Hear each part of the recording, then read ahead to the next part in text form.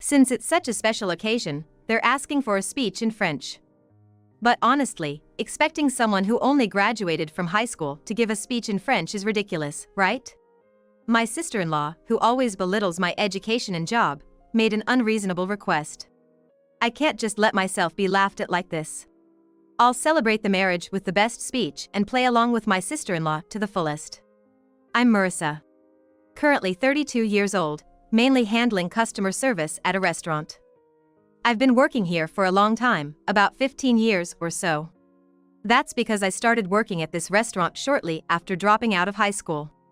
I used to be a female student at a local private high school, but when I was in my second year of high school, my father's business went downhill, and we couldn't afford the tuition anymore. I have an older brother, but he had already graduated from college and was working, so there was no need to worry about his tuition. However, for my parents, in addition to their daily expenses, the tuition and facility fees for the high school I attended were too much of a burden. I knew very well that I wasn't as smart as my brother. After considering that staying in high school while receiving high tuition wouldn't benefit myself or my family, I chose to drop out. If it ever became necessary to attend school again in the future, I persuaded my family by pointing out that there are plenty of options such as certification exams or correspondence high schools. I conveyed that dropping out was my own decision and focused on helping with the household finances through part-time work after leaving school. Fortunately, from there, the business gradually recovered, and by the time I was in my mid-20s, I succeeded in surpassing the previous sales figures. I didn't regret the decision to drop out because it was unavoidable, and I gained experiences that are not easily obtained.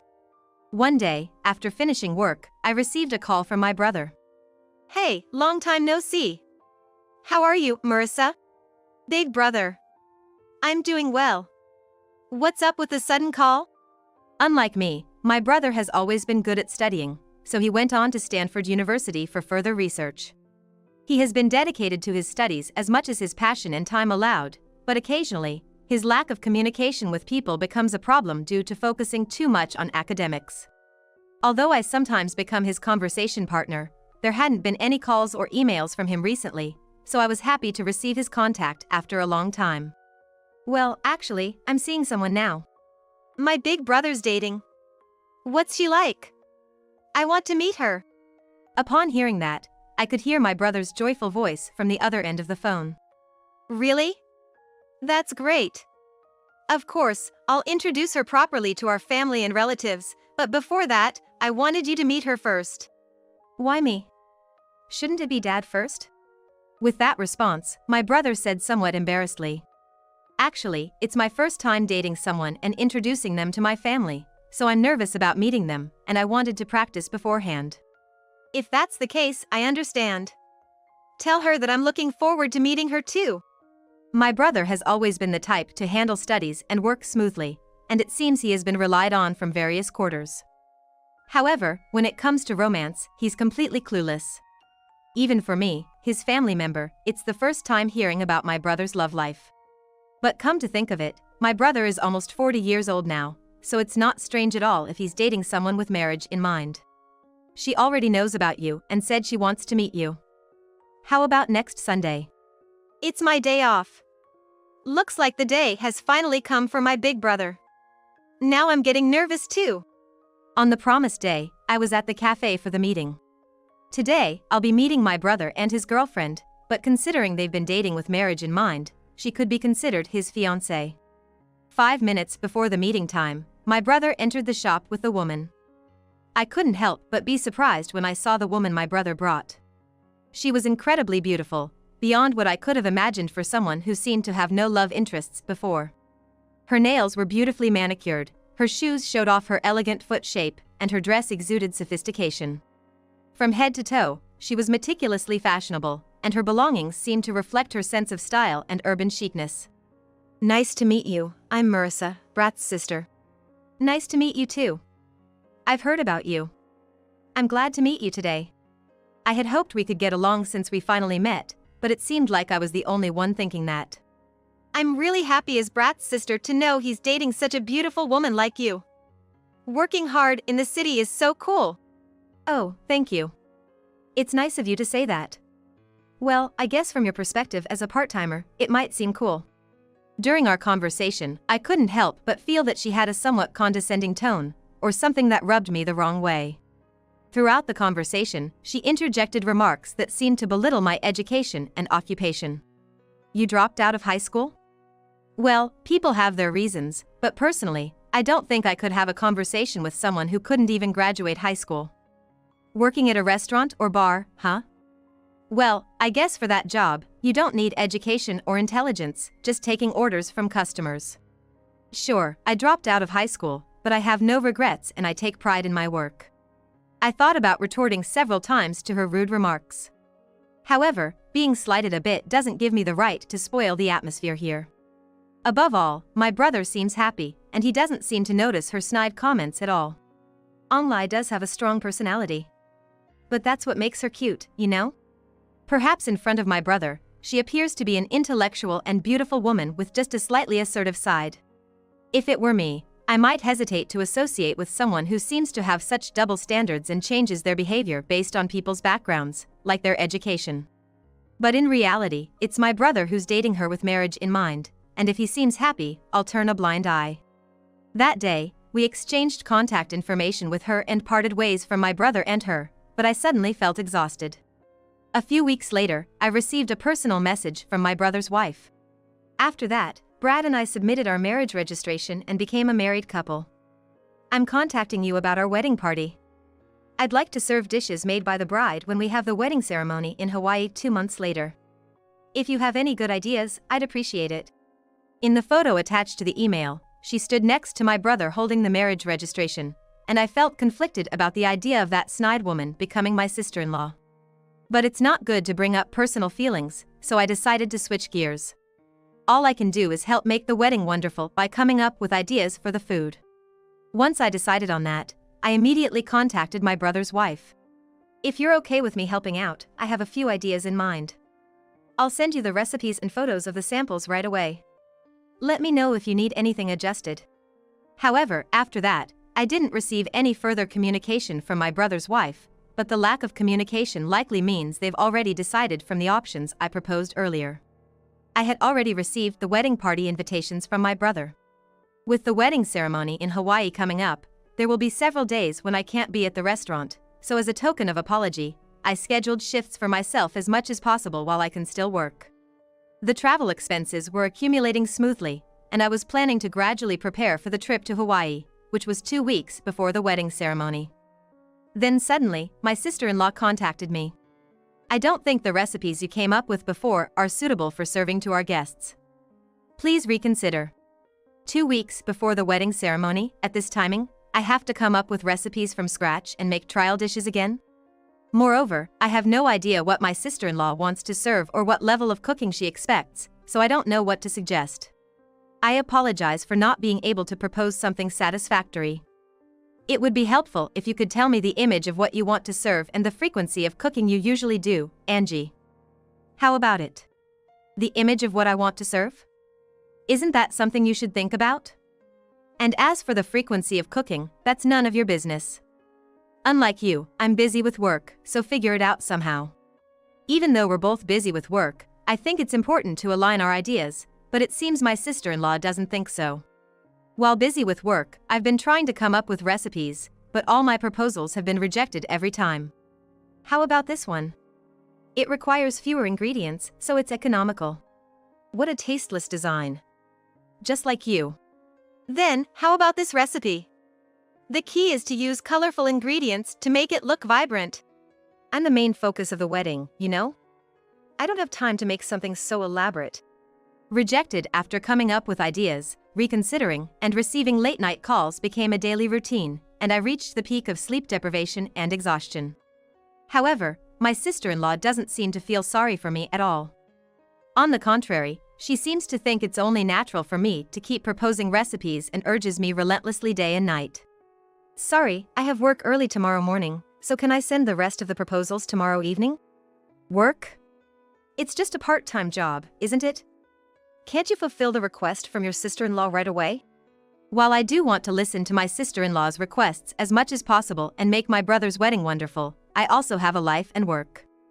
I've explained many times that it's honestly difficult for me to dedicate all my time to my sister-in-law's recipe making, but she doesn't seem to listen. I'll be home at 11 p.m. tonight, and I have an early shift tomorrow morning. It's difficult for me to make new trial dishes today. Your job is just some simple task that anyone can do, right? Unlike you, I work at the company during the day, and I have a mountain of things to do. Don't compare yourself, who can have free time anytime, with me. At this point, I'm not a kind-hearted person to the extent that I would still want to come up with recipes for my sister-in-law from the bottom of my heart. I'm only taking on the task because it's my policy not to abandon something once I've accepted it, especially for my brother's once-in-a-lifetime special occasion. The approval from my sister-in-law came in the early hours of the morning, just 4 days before the wedding. It was a very tight schedule, and it took quite a bit of time to express the inspiration that couldn't be put into words by my sister-in-law, but I think I managed to create something satisfactory. I hurriedly sent the data and called online. Online, how about this recipe I just sent by email? It looks glamorous, but each step is simple, so it shouldn't take much time to make. It should surely stand out against the blue sea of Hawaii. This is the best option, I guess. It'll do. What nerve do you have to keep me up until this hour?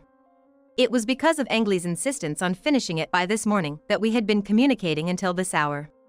Despite adjusting my schedule to accommodate Angley's and staying up all night to come up with the recipe, why am I being scolded over the phone? Sorry. The wedding is approaching, and you mentioned that you wanted it done by this morning. But I'm glad it's done on time. What's with that attitude? Blaming it on me? You, who can adjust your time and work at any time, should be fitting your schedule to mine as a regular employee. That's why I dislike uneducated part-time workers like you who lack common sense. I'm not saying she should be grateful, but it was Onlai who asked me to come up with a satisfactory recipe to fit her unreasonable schedule. I took on this task thinking it was for the sake of Onlai, and being tossed around and then criticized with snide remarks is simply uncalled for. However, I decided not to say anything about the issue with my brother's wife's recipe to avoid causing any further strain in our relationship. Finally, the day of my brother's wedding arrived. My mother had already passed away, and my father couldn't leave Japan due to his responsibilities for taking care of our elderly relatives, so he couldn't attend the wedding. At the venue, there were not only staff and interpreters but also friends of my brother and Angie, as well as what seemed to be members of her family, already seated. While eagerly searching for my seat, an incident occurred that dampened my excited mood. My name wasn't printed on the guest list, and no seat had been prepared for me. I explained the situation to a nearby staff member, showed them the invitation, and they promptly arranged a seat for me, but it still didn't sit well with me. As I sat in the seat provided and watched the ceremony, suddenly, a spotlight illuminated me. Bewildered by the situation, I opened my eyes to see Angie, holding a microphone, approaching me. Since you're here, why not give a speech? Let's convey this happiness to the Hawaiian gods and ask for their blessings on our marriage. So, please give a speech in French. If only she had consulted me beforehand. I hadn't prepared anything for a speech. As I panicked, Angie, who had switched off the microphone beside me, whispered in my ear. Even if you've only worked simple jobs for high school dropout, giving a speech in French in front of nearly 100 guests would be impossible for you. It'd be the pinnacle of embarrassment. Upon hearing those words, I realized that Angie wants me to embarrass myself by stumbling through a speech in front of a large crowd. I understood her intentions, and if that was the case, I had no choice but to give it my all in the speech. So she would regret making me present a speech in French. Taking the microphone from Angie, I began my speech in French.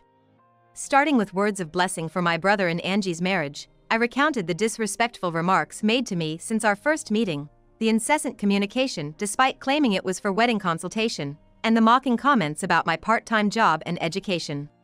Interjecting slang here and there, I delivered the speech in a humorous manner. Meanwhile, my brother and Angie were whispering to each other while listening to the speech.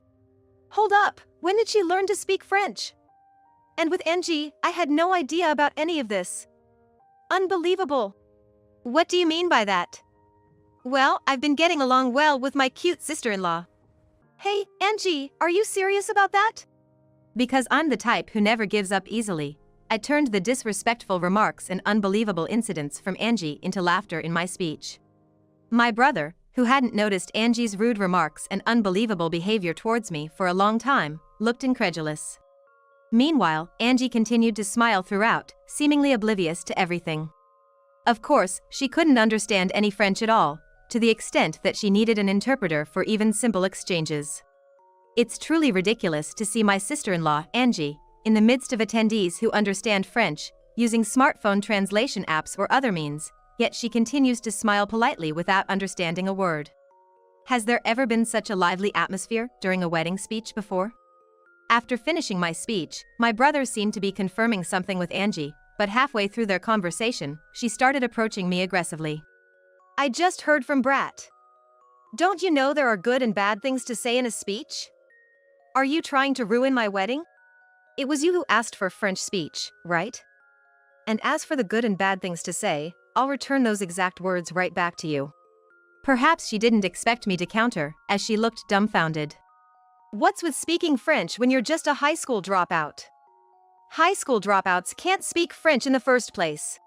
While it's true that I am a high school dropout, it's incorrect to assume that high school dropouts can't speak French. I studied to be able to speak it. I studied French alongside my job, as it's sometimes necessary for work. I never imagined it would come in handy in a situation like this. Are you going to ruin my wedding by speaking in French after ruining our fateful encounter? I apologize if the speech didn't meet your expectations. I don't recall ever ruining your fateful encounter. What exactly do you mean by ruining our fateful encounter? My inquiry seemed to amuse Angie greatly, as her face turned red and she started trembling. Seriously? Don't you remember? Unfortunately, I'm juggling multiple jobs at bars, restaurants, and other part-time gigs, so I don't remember every customer's face.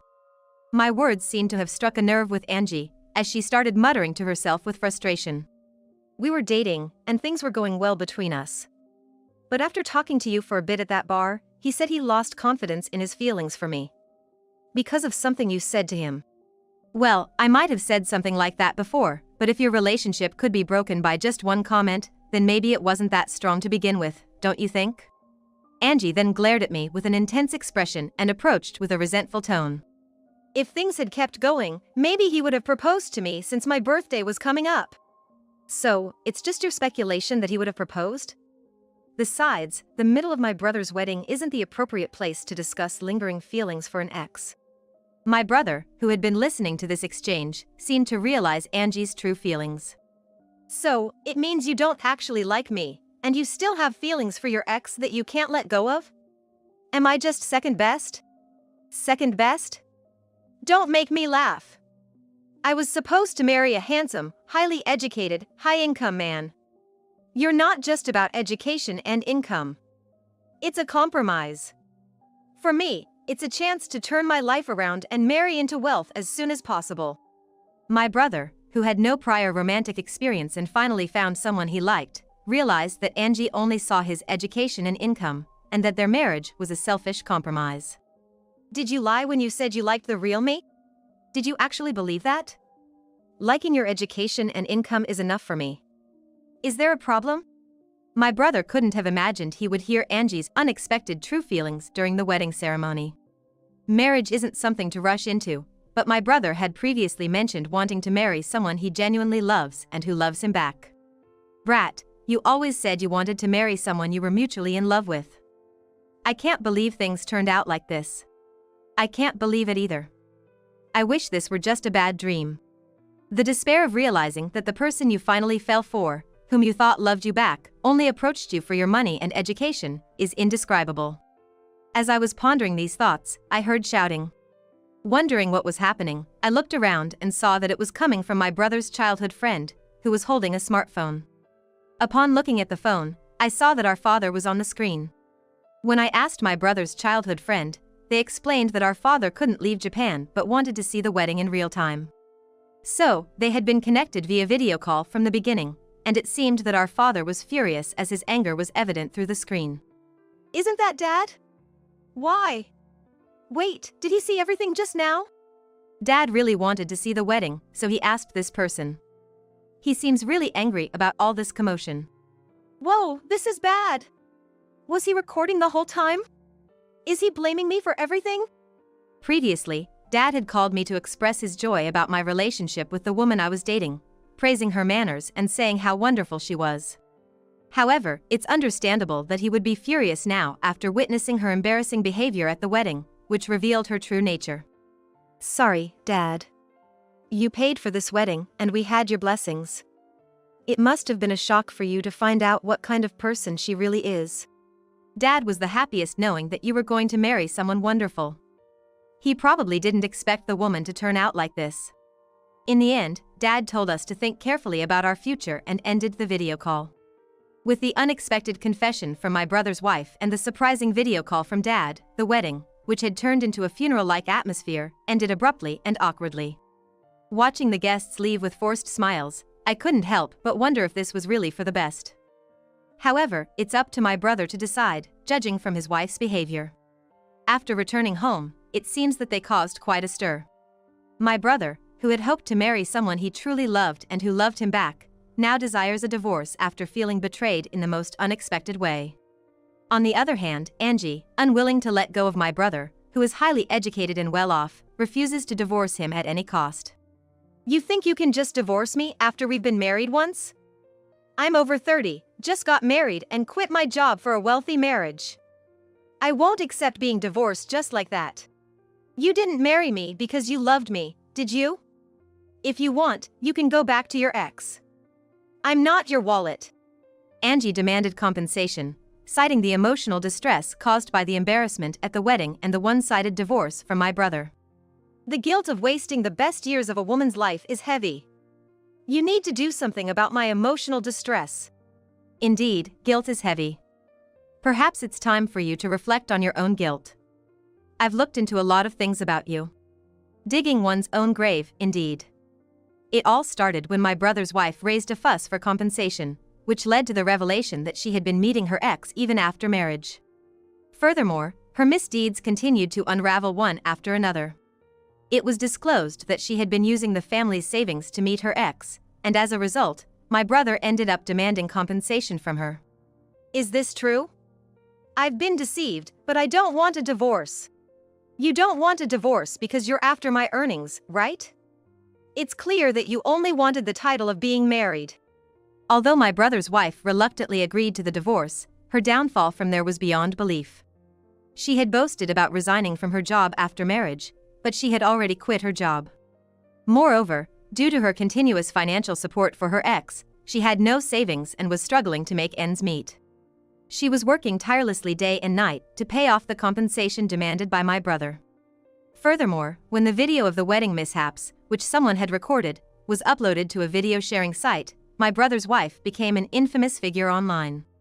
With titles like Chaotic Wedding and Bride Who Can't Speak a Word of English but Just Smiles, she received harsh treatment online. I once saw her wandering aimlessly in the streets. She was wearing the same bag and clothes as when we first met, but the radiance she had back then was nowhere to be found. With worn-out skin, a emaciated body, and deep wrinkles, she looked nothing like the beauty she once was. It seemed like she noticed me too and hurriedly approached me. Everything's ruined because of you. My job, my marriage, everything's gone to hell. If I had just married him, I'd be fine by now. Take responsibility for ruining everything. But aren't these all consequences of your own actions? It's not something I can fix. I never expected to be accused by my ex-sister-in-law in the middle of the street, especially when I was about to meet someone. Realizing that there was no point in continuing the conversation, I decided to quickly escape. Fortunately, my current boyfriend was waiting for me at the meeting place. My ex-sister-in-law, who was momentarily intimidated by the sight of a tall foreign man, quickly left as if fleeing, and I was relieved that nothing untoward happened. The person I am currently dating is French. We met at the bar where I work part-time, bonded over our shared hobbies, and after confirming our mutual interest, we decided to start dating. By the way, I am grateful to him for helping me improve my French skills to the point where I can handle unexpected French speeches. Afterward, my boyfriend and I successfully tied the knot. We submitted our marriage registration and officially became husband and wife. Instead of judging solely based on titles or backgrounds like my ex-sister-in-law, we took the time to communicate and understand each other's inner selves before getting married. Currently, we are living in US due to our work commitments, but we are prepared for the possibility of moving to France in the future, so I continue to study French. Despite the challenges we faced, I am truly happy to be living with someone I genuinely love. Being honest with my feelings and sharing love in this relationship brings me the utmost happiness.